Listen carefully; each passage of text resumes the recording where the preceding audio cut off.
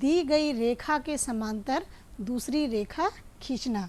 ये हम कैसे करते हैं, हमें इसमें क्या क्या ज्ञात है। हमारी एक रेखा है, रेखा को हम हमेशा अंग्रेजी के स्मॉल लेटर से प्रदर्शित करते हैं। तो हमारी एक रेखा है, उसका नाम है एल, और उसके बाहर एक बिंदु ए है, और हमें रचना करनी है बिंदु ए से जाने वाली रेखा एल के समांतर रेखा की। तो पहले हम इस रचना को भी चित्र के माध्यम से समझेंगे। चित्र के माध्यम से क्लियर करने के बाद हम इसे अपने पेपर पर बनाएंगे। रचना का पहला चरण हमारा है, रेखा एल पर बिंदु बी लीजिए, रेखा ए से बी को मिलाइए। हमने एक रेखा ये खींच ली एल, और एल पर हमने एक बिंदु ए लिया है। रेखा के बाहर का बिंदु हमारा क्या था, ए, और रेखा पर हमने कौन सा बिंदु लिया है, बी। रेखा एल पर बिंदु बी लीजिए और ए से बिंदु बी को मिला दिया। तो हमने रेखा एक जो है एल खींची, ये हमारा बाहर बिंदु ए था, और रेखा पर हमने बिंदु बी लिया और ए और बी को हमने मिला दिया। दूसरा चरण, बिंदु बी को केंद्र मानकर, बिंदु बी को केंद्र मानकर कोई त्रिज्या लेकर एक चाप लगाइए जो रेखा एल को बिंदु सी तथा रेखा बी ए को बिंदु डी पर काटती है। प्रकार में हमने कोई दूरी ली, बिंदु बी को केंद्र माना और एक चाप हमने लगा दिया। चाप लगाने पर ये जो बी जो हमारी रेखा थी, रेखा को किस बिंदु पर काटा इसने, सी पर, और जो हमने ए और बी को मिलाया था उसको काटा इसने डी पर।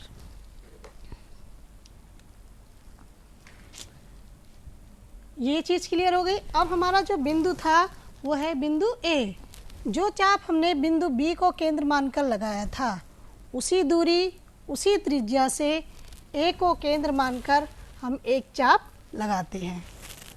फिर डी और सी की दूरी को नापकर बिंदु जी को केंद्र मानकर एक दूसरा चाप लगाएंगे जो ई, एफ और ई को एच बिंदु पर काटता है, और ए और एच को मिलाते हुए हम आगे बढ़ा देंगे।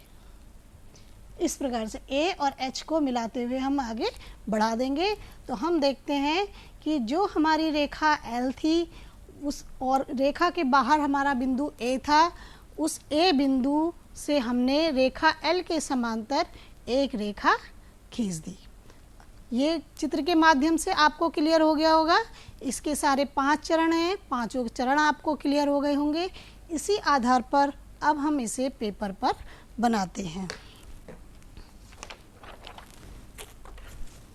बहुत सावधानी से आप इसे बनाएंगे। सबसे पहले हमने जो है हमें ज्ञात था कि हमारी एक रेखा एल है, एक रेखा एल है और इसके बाहर एक बिंदु ए है। एल पर हमने एक बिंदु बी ले लिया और हमने ए और बी को आपस में मिला दिया। क्लियर हो गया। अब हम प्रकार में कोई दूरी लेकर बिंदु बी को केंद्र मानकर एक चाप लगाते हैं। ये वाला हमने चाप लगा दिया और इसका नाम हमने लिख दिया सी और डी। इसी दूरी इसी त्रिज्या से बिंदु ए को केंद्र मानकर, आप इसमें कंफ्यूज ना हो जाएं, इसको मैं यहाँ से मिटा देती हूँ। ये जो आपका बिंदु है ये यहाँ पर है ए।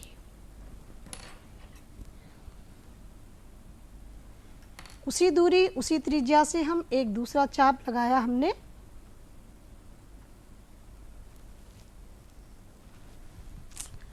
अब डी और सी की दूरी को हम नापते हैं प्रकार से, और उसी दूरी से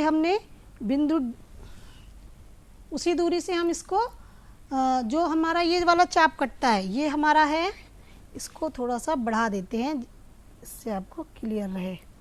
ये हो गया एफ, ये हो गया ई। डी और सी की दूरी हमने नापी और एफ वाले चाप से हम इसको काटते हैं। काटने के बाद इसका नाम हमने लिख लिया एच। अब हम ए और एच को मिलाते हुए आगे बढ़ाते हैं। जो AH को हमने मिलाकर आगे बढ़ाया है, तो आप देखेंगे कि ये दोनों रेखाएं एक दूसरे के समांतर आती हैं और इस रेखा का नाम हमने लिख दिया M। तो ये रचना आपको क्लियर हो गई होगी।